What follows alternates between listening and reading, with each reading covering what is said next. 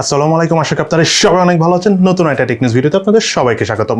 আমাদের আজকের দিনের প্রথম টেক নিউজটা হলো অ্যামাজন টিভি বানাতে যাচ্ছে এবং এই মাসের শেষের দিকে তারা স্মার্ট টিভি নিয়ে আসতে যাচ্ছে এবং তারা ডিক্লেয়ার করেছে তারা এমন স্মার্ট টিভি তৈরি করতেছে যেটা অনেকটা সনি এবং এলজির মতো। ইভেন তারা এটাও বলতেছে যে সম্ভবত তারা তাদেরকে বিটও করতে পারবে এবং তারা এই টিভি নিয়ে গত 2 বছর ধরে কাজ করতেছে এবং অফিসিয়ালি এই মাসের শেষের দিকে আমরা দেখতে যাচ্ছি অ্যামাজনের স্মার্ট টিভি। অবশ্যই আমি এটা একটা গুড মুভ বলবো, বিকজ যত কোম্পানি আসবে, যত ব্র্যান্ড আসবে, তত কম্পিটিশন হবে।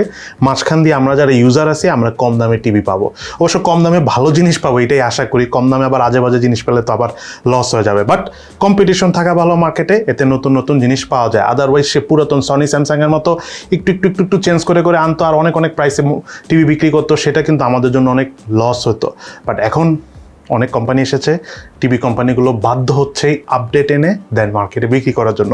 সো কম্পিটিশন থাকা জরুরি, নতুন কোম্পানি আসাও জরুরি এবং ভালো প্রোডাক্ট নিয়ে আসাটাও কিন্তু জরুরি। রিসেন্টলি কিছু অনলাইন রিসার্চার বা যাদেরকে বলা হয় যে আপনার রিসার্চাররা যেভাবে সার্ভে করে আর কি, তো তারা বিভিন্ন রকমভাবে সার্ভে করে ফেসবুকের কিছু ইনফরমেশন তারা কালেক্ট করেছে। সেখানে তারা দেখতে পাচ্ছে যে ফেসবুকে, মানে স্পেশালি ফেসবুকে সত্য কথার থেকে মিথ্যা কথা ছড়ায় বেশি। কথাটা আসলে মিথ্যা না, কথা কিন্তু সত্য। সোশ্যাল মিডিয়াতে স্পেশালি গত 1-1.5 বছরে আসলে মিথ্যা জিনিসগুলো বেশি ছড়াচ্ছে এবং অবশেষে তারা অফিসিয়ালি ডিক্লেয়ার করতেছে যে ফেসবুকে সত্য কথার থেকে মিথ্যা কথা বেশি ছড়ায়। যদিও এটা কোনো টেক নিউজ না, বাট আমি মনে করি ইনফরমেশনটা আপনাদের সবার জানা থাকা উচিত, কারণ এই সোশ্যাল মিডিয়াতে রং ইনফরমেশনের মাধ্যমে অনেক ঝামেলা হয়, অনেকের পরিবারে অশান্তি হয়। সো কোনো ধরনের কোনো নেগেটিভ নিউজ, উল্টাপাল্টা নিউজ, কারো সম্বন্ধে কোনো আজে বাজে নিউজ অথবা অতিরিক্ত পজিটিভ নিউজ যদি আপনি শুনেন, চেষ্টা করবেন বাস্তবতার সাথে সেটা যাচাই করে দেখার জন্য। কোনো কিছু দেখে সাথে সাথে সেটাতে বিশ্বাস করবেন না। এদিকে OnePlus 10 সিরিজের ব্যাপারে বেশ কিছু লিকস আমরা পেয়েছি। এটা আপনারা অনেক আগে জানেন যে OnePlus 10 সিরিজটা আসতে যাচ্ছে। তবে এই বছর OnePlus-এর সর্বশেষ যেটা ফ্ল্যাগশিপ সিরিজের ফোন হবে OnePlus 9RT, সেটা অক্টোবর মাসে রিলিজ হবে। বাট OnePlus 10 সিরিজ আগামী বছর আসবে। কিন্তু এটা একটু হতাশাজনক কি যে OnePlus 10 সিরিজে খুব একটা আপডেট থাকবে না। OnePlus 9 সিরিজেরই কিছু টুকটাক ইস্যু ছিল, সেটা সলভ করে OnePlus 10 সিরিজে আনা হবে। বাট প্রসেসরটা হতে পারে আপডেটেড থাকবে, বাট আহামরি অনেক বিশাল লেভেলের তেমন কোনো আপডেট থাকবে না বলে এখন পর্যন্ত আমরা যতটুকু লিক্স থেকে ইনফরমেশন পেয়েছি তাতে মনে হচ্ছে। এদিকে আমরা সবাই জানি যে আপনি যখন নতুন কোনো কিছু তৈরি করবেন বা উদ্ভাবন করবেন, সেই জিনিসটা কিন্তু পেটেন্ট করাতে হয় যাতে ওই জিনিসটা অন্য কেউ কপি করে ইউজ না করতে পারে।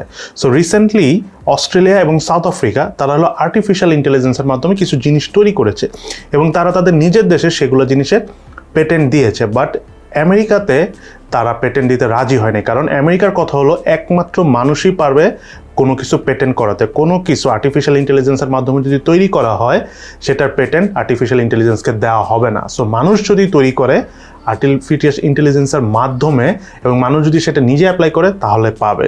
সো এখন একটা মানে যেটাকে বলা অনেক বড় চেঞ্জ আসতে যাচ্ছে আগামীতে। আর্টিফিশিয়াল ইন্টেলিজেন্সের মাধ্যমে আসলে অনেক কিছুই তৈরি হবে। তো ইউএসের কথা, মার্কিন যুক্তরাষ্ট্রের কথা হলো যে যদি আর্টিফিশিয়াল ইন্টেলিজেন্সকে পেটেন্ট দেওয়া হয় তাহলে দেখা যাবে যে অনেকেই অনেক কিছু করতে পারবে না, অনেকেই ছোট জিনিসের প্রতি পেটেন্ট নিয়ে রাখবে, যার কারণে দেখা যাবে যে কেউ আগামীতে কোনো টেকনোলজি নিয়ে নতুন কোনো কাজ করে আগাতে পারবে না বা রিসার্চও করতে পারবে না। দ্যাটস ওয়াই রাইট নাও এখন পর্যন্ত আমেরিকা ইন্টারেস্টেড না আর্টিফিশিয়াল ইন্টেলিজেন্স, শুধু আর্টিফিশিয়াল ইন্টেলিজেন্সকে পেটেন্ট দেওয়ার জন্য। এদিকে আজকের দিনে দুইটা স্পেশাল নিউজ রয়েছে। তার মধ্যে নাম্বার 1 নিউজটা হলো স্যামসাং রিসেন্টলি ডিক্লেয়ার করলো যে তারা আইসোসেলের HP1 একটা সেন্সর আনতে যাচ্ছে। এই সেন্সরটা দিয়ে 200 মেগাপিক্সেলের ফোনের যে ক্যামেরা থাকবে সেখানে ইউজ করে বেশ ভালো ছবি তোলা যাবে এবং এর পাশাপাশি আইসোসেলের GN5ও কিন্তু তারা একটা সেন্সর নিয়ে আসতে যাচ্ছে। তবে এই 200 মেগাপিক্সেলের ক্যামেরা কিন্তু আমরা আগামী বছর 2022 সালে বেশ কিছু ফোনে দেখতে যাচ্ছি। ঠিক কত পিক্সেলকে বাইন্ডিং করে 200 মেগাপিক্সেল করবে এখন পর্যন্ত আমরা ক্লিয়ার ইনফরমেশন পাইনি। তবে যেটা আমার পার্সোনালি মনে হচ্ছে যে আমরা সচরাচর জানি যে হায়েস্ট 12 মেগাপিক্সেল পর্যন্ত মেইন সেন্সর ক্যামেরা হয়, দেন এটাকে পিক্সেল বাইন্ডিং করে বাড়ানো হয়। তবে আমি শুনতে পাচ্ছি বিভিন্ন সাইট থেকে যে এটা সম্ভবত 16 মেগাপিক্সেল হবে।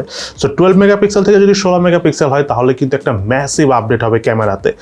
আর এটা ট্রু যে আগামীতে যে দামি মোবাইলগুলো আসবে, প্রিমিয়াম বলেন বা ফ্ল্যাগশিপ ক্যাটাগরি ফোন দেখে থাকেন, সেটাতে আসলে মেইনলি ক্যামেরার একটা হিউজ ইমপ্রুভমেন্ট আমরা দেখতে যাচ্ছি। সো দেখা যাক, আইফোন তো আসতে যাচ্ছে, নতুন আইফোন, এই আইফোনে ক্যামেরার কেমন ইমপ্রুভমেন্ট থাকে এটা দিয়েই বোঝা যাবে যে ফিউচারে কেমন ক্যামেরা আসতে পারে, নিয়ে আসতে পারে মোবাইল কোম্পানিগুলো।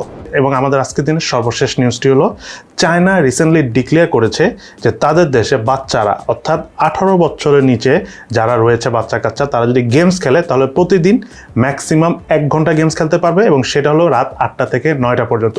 শুধু তাই নয়, ইভেন যেদিন হলিডে থাকে, অর্থাৎ বন্ধের দিন থাকে, সাপ্তাহিক ছুটি থাকে, সেদিনও তারা 1 ঘন্টার বেশি খেলতে পারবে না। এবং গেম খেলার টাইম কিন্তু আমি আবারও বলে দিচ্ছি, রাত 8টা থেকে 9টা পর্যন্ত। এবং এই নিউজের পাশাপাশি বাংলাদেশেও কিন্তু আলাপ আলোচনা চলতেছে যে গেম খেলার জন্য একটা নির্দিষ্ট টাইম দেওয়া হবে, কিন্তু আমি ঠিক জানি না যে এটা কীভাবে ফিল্টারিং করবে, মানে যখন মানুষ গেমস খেলবে কার বয়স 18 আর কার বয়স 38 এটা কীভাবে বুঝবে।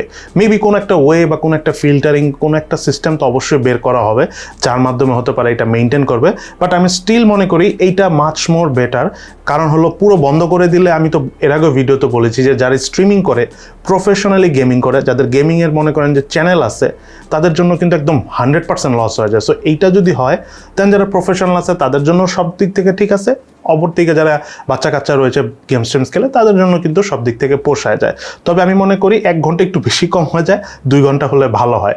তবে গার্জিয়ানদের আসলে একটু নজর দিয়ে রাখতে হবে বাচ্চারা কি করে না করে। বাইরে থেকে যতই যা করা হোক না কেন, ফ্যামিলির ভিতরেই কিন্তু আসলে সব কিছু, তারা যদি সব কিছু দেখে রাখে তাহলে সব কিছুই সুন্দরভাবে হওয়া সম্ভব। সো আজকে তাহলে এই পর্যন্তই। কেমন লাগলো আমাদের আজকের নিউজ অবশ্যই সেটা ভিডিওর নিচে কমেন্টস করে জানাবেন। সো সবাই ভালো থাকেন, সুস্থ থাকেন, ইনশাল্লাহ দেখা হবে ফিউচারে।